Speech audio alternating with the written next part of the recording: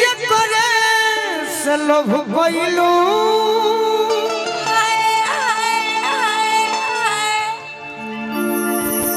ओ करे से परेशानी बा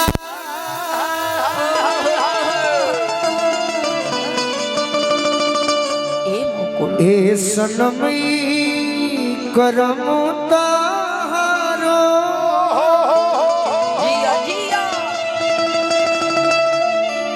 लागे खानदानी बा।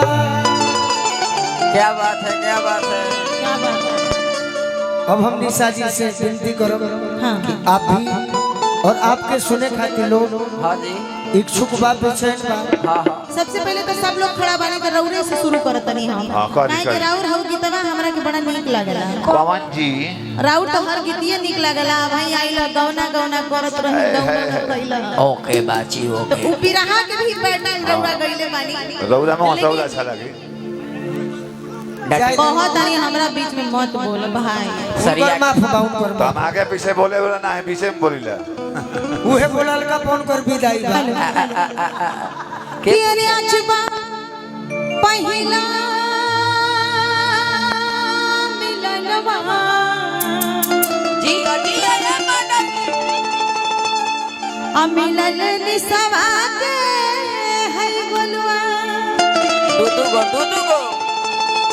चंदनवा कहीं ठीक लगे नहीं नहीं कह सकिला रजऊ ना तो बबीता भैया कहीं कि मोरा आगे आगे गुलाब जस खिलल बा बदनवा कि सुनी सुनी भगवान जन बिहान होती रौरा संगे के हुआई ना मने साथ में काहे ड्राइवर हो ना हम चाहते हैं कि मोबाइल आई लिफाफा धो दे हमारा के दे केहू गायब ना कर। हाँ कोई ना गायब करी पैसा को लेकर चल जाइए आदमी अभाव से निशा जी हम ई निशा लग है। आवो आवो मार्केट में सुनी सुनी भगवान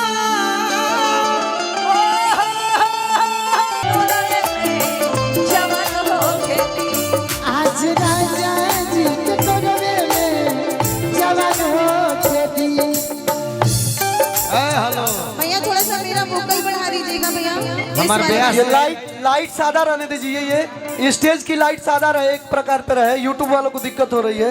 हमार ब्याह से आई बड़ी तनी है तक ए ना तक बुका हो ए अच्छा भैया आई बड़े हमारे छोटे भाई छोटे भाई हाँ हमारे छोटे भाई और पूरे जिला का अपने सारा काम और कारोबार देखते हैं नितेश सिंह बोलू जी उनकी तरफ से और देवराज भैया की तरफ से आशीर्वाद और प्यार लीजिए। जिला जवार में अगर केहू एक हिमांशु भैया की तरह ये भी लड़के अपने जिला जवार छोटे भाई हैं। ए गोरी तोर लाल घंघरा हिला हिला गया छपे ताकत में खूब बढ़िया बोलिए जे भावना रही के बाटे ता रुक रुक भाई ड्रीम गर्ल के लिए मैं कुछ गा रहा हूं। अब लाल पहनी है एक ही लाइन गाऊंगा आप और बबीता जी गाएंगे कि दाएं लहराए को बाएं लहराए ई तुहार घंघरा कि दिल की चैन चुराए ए गोरी तोरी लाल घंघरा ए गोरी तोरी बिरहिया पे जाओ ए गोरी तोरी लाल घंघरा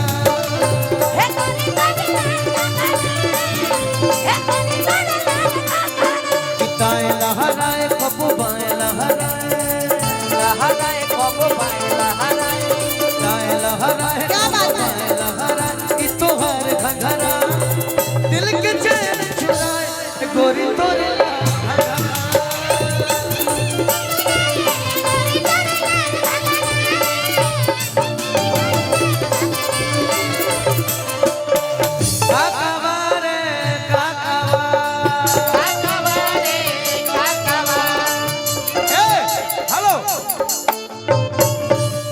छोटू बाबा को बुलाना चाहूंगा इस गाने नहीं, में नहीं, बोला नहीं, बोला बोला। काहे